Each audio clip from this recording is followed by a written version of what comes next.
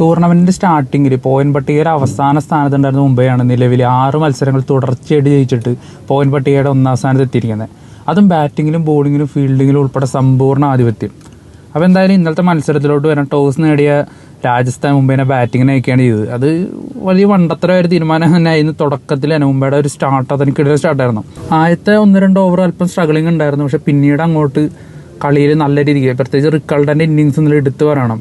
അതിഗംഭീരമായിട്ടാണ് അദ്ദേഹം നല്ല സ്പിന്നേഴ്സിനെതിരെയായാലും അതുപോലെ പേസർമാർക്കെതിരെയും കളിച്ചത്. ആ ഇന്നിങ്സിൻ്റെ ആ ഒരു ടെമ്പോ സെറ്റ് ചെയ്യുന്ന തന്നെ റിക്കൾട്ടൻ്റെ ഇന്നിങ്സാണ്. ഒരു 6 ഓവറിൽ 60 മുകളിലോട്ട് ഒരു പവർ പ്ലേ നല്ല രീതിക്ക് യൂട്ടിലൈസ് ചെയ്യാൻ പറ്റുന്നുണ്ട്. പിന്നീട് അങ്ങോട്ട് ഇരുവരുടെയും രോഹിത് ശർമ്മയായാലും റിക്കൾട്ടനായാലും നല്ല രീതിക്ക് സ്കോർ റേറ്റ് മുമ്പോട്ട് കൊണ്ടുപോയി. 10 ഓവറിൽ 100 റൺസിന് മുകളിൽ അവർ എത്തിക്കഴിഞ്ഞു. പിന്നീട് സൂര്യകുമാർ യാദവ് അദ്ദേഹത്തിൻ്റെ തുടർച്ചയായിട്ടുള്ള 11 മത്സരങ്ങളിൽ കണ്ടിന്യൂസ്ലി അദ്ദേഹം 20+ സ്കോർ ചെയ്യാണ്. അത് IPL ആദ്യത്തെ തവണയാണ് നടക്കുന്നത്. അതുപോലെ ഓറഞ്ച് കപ്പ് അദ്ദേഹം സ്വന്തമാക്കി. അപ്പോൾ സൂര്യകുമാർ യാദവിൻ്റെ അതുപോലെ ഹാർദിക് പാണ്ഡ്യയുടെയും അവസാനത്തെ ആ ഒരു 10 ഓവറിലെ ഒരു ഫിനിഷിങ് അത് എടുത്ത് തന്നെ പറയണം. അത്രയും ഭീകരമായിട്ടുള്ള കളിയായിരുന്നു അവർ ഇന്നലെ കളിച്ചത്. മുംബൈ 210 മുകളിലോട്ടൊരു സ്കോർ അവിടെ സെറ്റ് ചെയ്യുമ്പോൾ തന്നെ മുംബൈ കളി ജയിച്ചു. പിന്നീട് അങ്ങോട്ട് അവിടെ വേറെ ചോദ്യങ്ങളില്ല, മുംബൈ കളി ജയിച്ചിരിക്കുകയാണ് ആ ഒരു സിറ്റുവേഷനിൽ തന്നെ.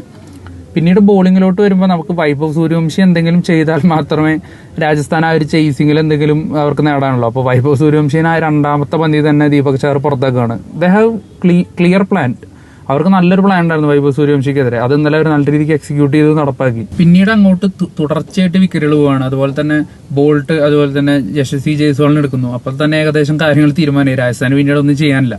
പിന്നീട് വ്യക്തമായിട്ടുള്ള ഇടവേളകളിൽ അത് ബുംറ ആയാലും അതുപോലെ കരൺ ശർമ്മ ആയാലും ബോൾട്ടായാലും തുടർച്ചയായിട്ട് കണ്ടിന്യൂസ് ആയിട്ട് വിക്കറ്റുകൾ എടുത്ത്, പിന്നെ ക്യാപ്റ്റൻ പാണ്ഡ്യ അദ്ദേഹത്തിൻ്റെ ബോളിങ്ങിലെ പെർഫോമൻസിൽ എടുത്ത് പറയണം.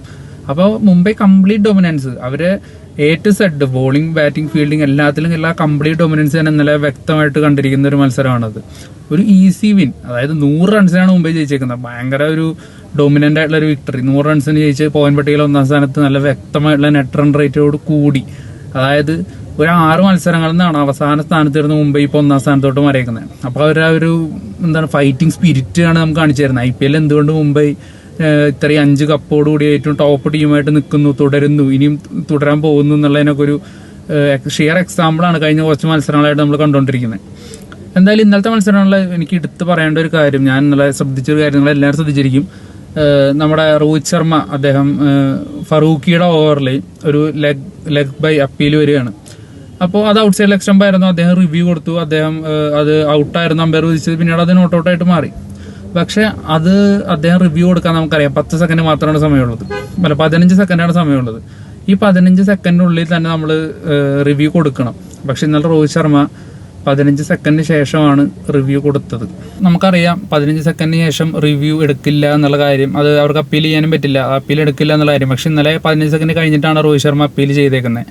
അത് അവർ അപ്പീൽ കണക്കിലെടുത്ത് അത് പിന്നീട് അവർ തേർഡ് അമ്പയർ അത് ഔട്ടല്ല എന്ന് വിധിക്കുകയും ചെയ്തു. പക്ഷെ എങ്ങനെ 15 സെക്കൻഡ് കഴിഞ്ഞിട്ട് അവരത് ഗ്രാൻഡ് ചെയ്തു ആ ഒരു അപ്പീൽ. അത് ഇപ്പോഴും അത് ഇപ്പോൾ ഇൻ്റർനെറ്റിലൊക്കെ ട്വിറ്ററിലൊക്കെ ഇന്നലെ ഭയങ്കര ചർച്ചയും കാര്യങ്ങളൊക്കെ നടന്നൊരു വിഷയമായിരുന്നത്. അപ്പോൾ അതിനെ പറ്റിയുള്ള നിങ്ങളുടെ അഭിപ്രായം എന്താണെന്ന് വെച്ചാൽ നിങ്ങൾ പറയാം. ഇനിവേ എന്നാലും മുംബൈ ക്രിക്കറ്റിനെ സംബന്ധിച്ച്, മുംബൈ ടീമിനെ സംബന്ധിച്ച് ഒരു വളരെ വണ്ടർഫുൾ ആയിട്ടുള്ളൊരു മാച്ചായിരുന്നു. അവർ പോയിന്റ് ടോപ്പിലെത്തിയിട്ടുണ്ട്. അവർ തീർച്ചയായിട്ടും പ്ലേ ഓഫ് കളിക്കും എന്ന് നമുക്ക് ഏകദേശം ഉറപ്പിക്കാറായിട്ടുണ്ട്. എനിവേ എന്തായാലും രാജസ്ഥാൻ്റെ ചാൻസസും ഏകദേശം അവസാനിച്ച മട്ടാണ്. ഇനിയുള്ള വരും മത്സരങ്ങളിൽ കുറച്ചുകൂടി ബെറ്റർ ആയിട്ടുള്ള പെർഫോമൻസ് രാജസ്ഥാന് പുറത്തിറങ്ങാൻ കഴിയട്ടെ എന്ന് വിചാരിക്കുന്നു. എന്തായാലും